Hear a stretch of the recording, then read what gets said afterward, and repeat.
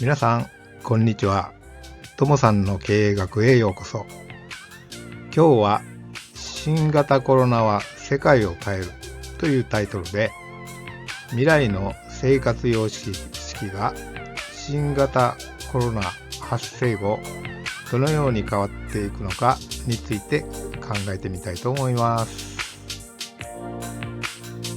新型コロナ、武漢肺炎と言ってもよろしいのですが、その特質について要約すると次のようになります。まず誰が感染しているのか不明であると。発病しなくても他人に感染させてしまうというのが特質ですね。それからウイルスは再感染する可能性があるということは永遠に続く可能性があるわけですね。で、このウイルスは人間の接触を破壊してしまって人間関係が希薄になってしまうということで世界が一変することになります。この武漢肺炎が最悪のケースを考えますと、永遠に続くということを考えてみますと、生活様式が次のように変化することになります。まず我々がこの握手で人間関係を保っていた方式ですね。それがやりづらくなってきたということです。それと同時にハグですね。お互いの愛情を確かめ合うこのハグ、抱き合い、それも難しくなってきたということです。次に考えられるのがビジネス上の会議、講演などですね。そういうコミュニケーションが少しやりづらくなってくるということが考えられます。また、我々が楽しんでいた食事、レストランでの外食ですね。そういうこともだんだん難しくなってくる可能性があります。さらに考えられるのが公演やコンサートなど人が集まる集会などがやりづらくなるということですね。それから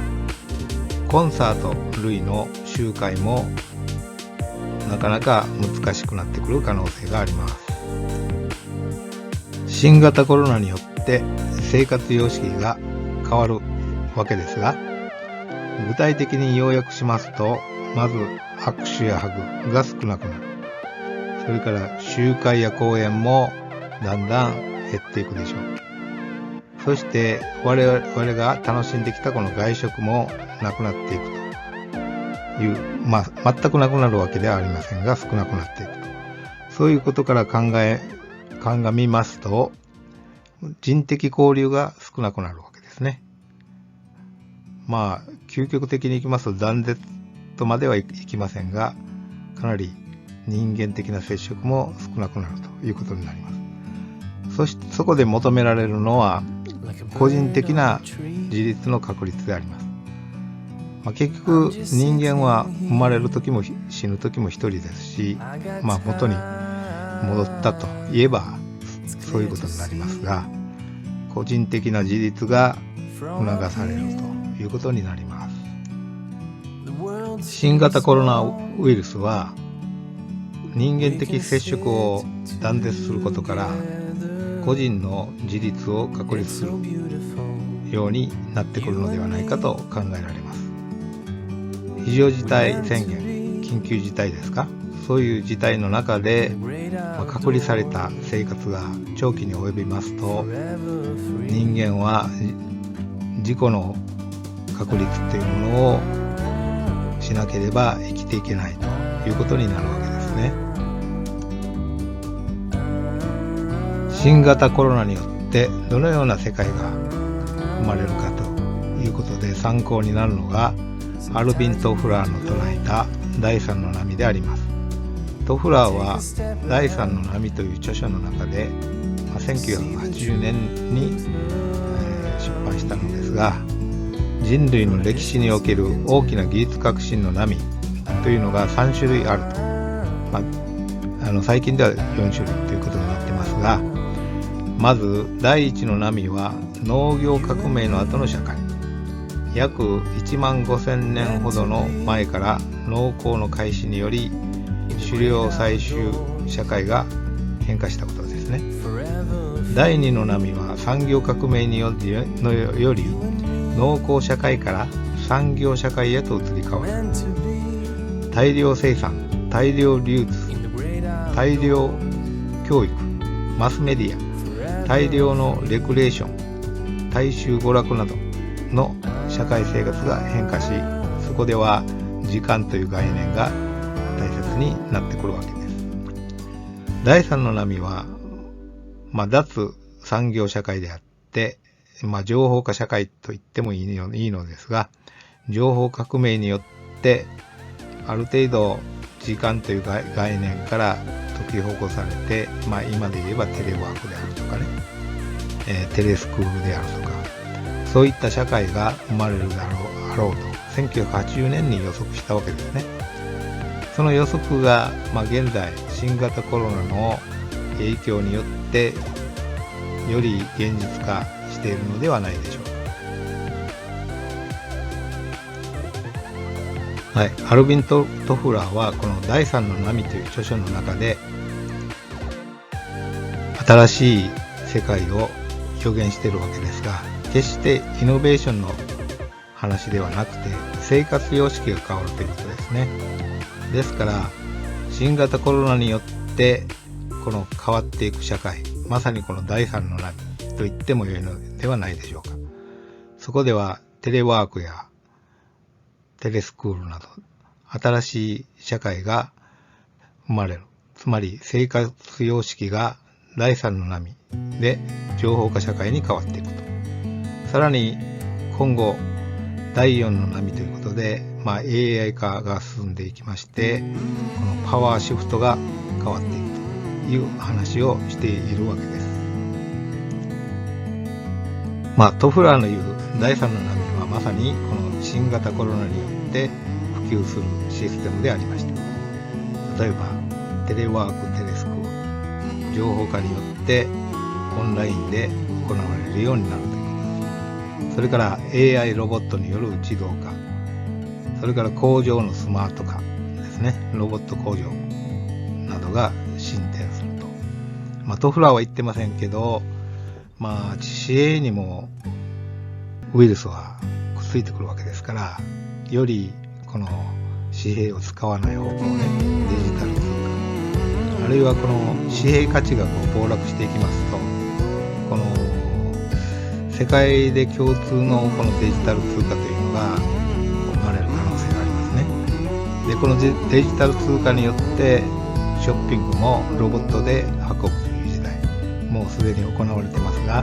ドローンショッピングなども普及するということが十分に予想できるわけです。すでにこのドローンによるショッピングは普及しつつあります。例えばドミノピザなどはすでにデリバリーロボットによってドローンでピザ配達、ピザ宅配を行っているわけです。それからアマゾンもですね、プライムエアということで、インターネットでショッピングしてドローンで運ぶと、あるいは宅配便で運ぶというようなシステムがすでに確立されております。さらには Amazon のトライアングルということで、スマホを使ってですね、スマホアプリによってショッピング、そして宅配で運ぶというシステムが普及しているわけです。将来は全てそういうのがドローンで運ぶ、宅配ができるという時代がやってきつつあります。実際に Amazon のプライムエアでは、試験的に行われておりまして、距離はですね、今24キロ以内と、配送時間も30分以内と、で重量も2キロから3キロと軽いものでですね、ドローンで配送するようなショッピングが試験的に行われております。さらに Google のトライアングルというアプリではですね、すでにこういう宅配のスマホアプリでショッピングが行われているわけです。実際に職場の現場ではこのテレワークが普及すると。学校の現場でもこのテレスクールとかね、同じようなシステムで普及してくることが考えられます。場所を移動してですね、仕事ができるということで、サテライトオフィスと言ったりしますが、それもモバイルネットワークによって、このオフィスには週に1回行くとかですね、在宅勤務が可能になると言われています。実際も行われてますよね。減少する仕事としまして、一般経理事務員など対面業務、それから運転業務、宅配業務、定時業務ですね。具体的にはタクシー運転手、宅配配達員、電車運転士、路線バス運転者、建設作業員、スーパー店員などですね。そういったものが、新型コロナによって、機械化がより進んでいくということが考えられます。2013年、スパイク・ジョーンズ監督による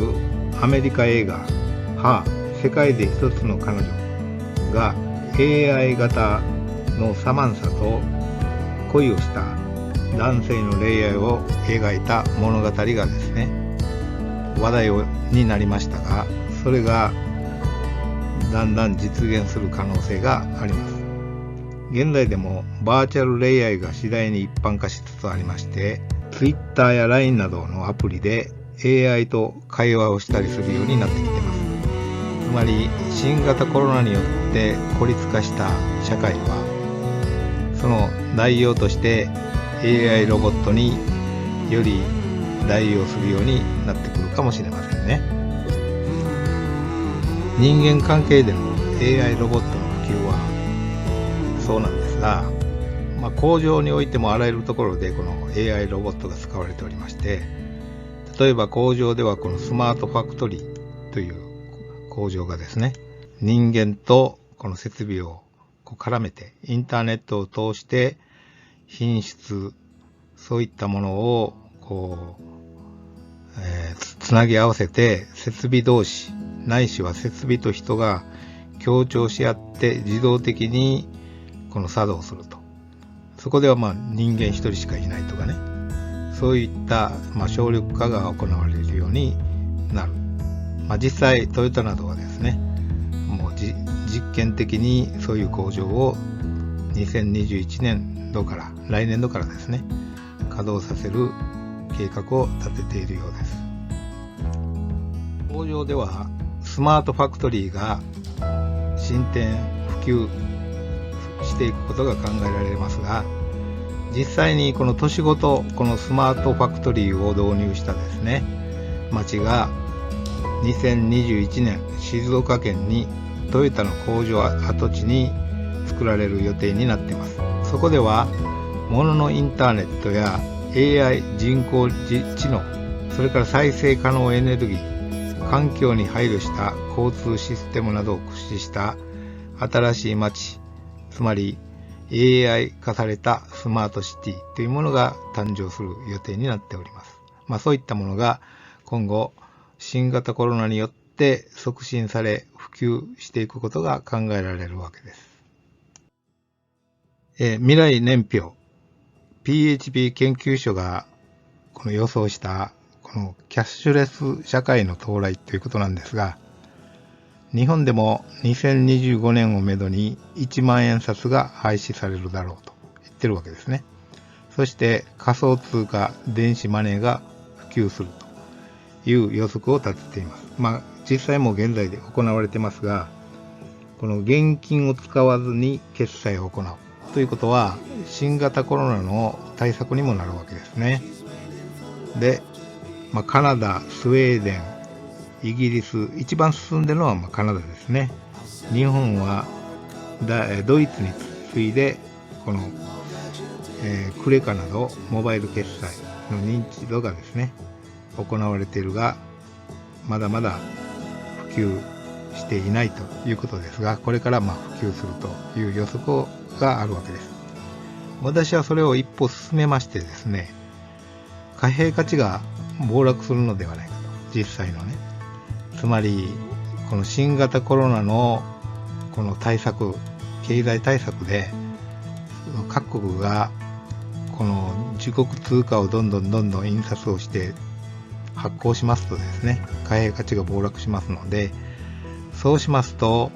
この国際決済の場としてはですね、この国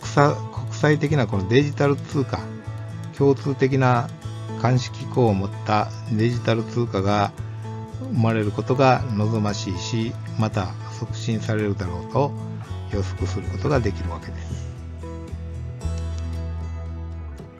新型コロナによって、普及する生活様式としてのこのシステムはですね、要約するとドローンショッピングであるとかテレワーク、テレスクール、それから AI ロボットの活用でスマート工場の誕生で、究極的には、これは私が予想しているわけですが、デジタル国際通貨というものがこの誕生するであろうということが考えられるわけです。はい、新型コロナによってまず人的交流が断絶すると。そこでは経済封鎖が行われ、金融危機が起こり、その金融危機を防止するために国債を発行し、貨幣価値が暴落すると、こういう悪循環が考えられるわけですね。それを阻止するために新たなその国債を発行していきますと、MMT 理論によりますとそれでいいんだということになりますが、決して MMT 理論はそういうことを言ってるわけではなくて、あくまでその政府が国債を発行し効率的な事業に展開した場合であります。で、効率的に展開できないっていうのが、一般的な政府のこの事業でありますので、そこには落とし穴があるということです。決してフリーランチはないということで、国債をどんどん発行して赤字を垂れ流して良いということにはならない。このツケは必ず公正が払わなければいけないということになりますので、そういったことにならないようですね、我々は注視しなければならないと思います。このように大きく人類の生活様式を変化させた、あるいは破壊と言ってもいいほどですね、変えたこの武漢ウイルスの発生要因、これを WHO に代わる国際機関がですね、中国で調査をして今後の防護策を検討することが望ましいし、やるべきだと思うのですが、いかがでしょうか。ということで、また今後問題を提示していきたいと思いますので、よろしくお願いします。それではまたお会いしましょう。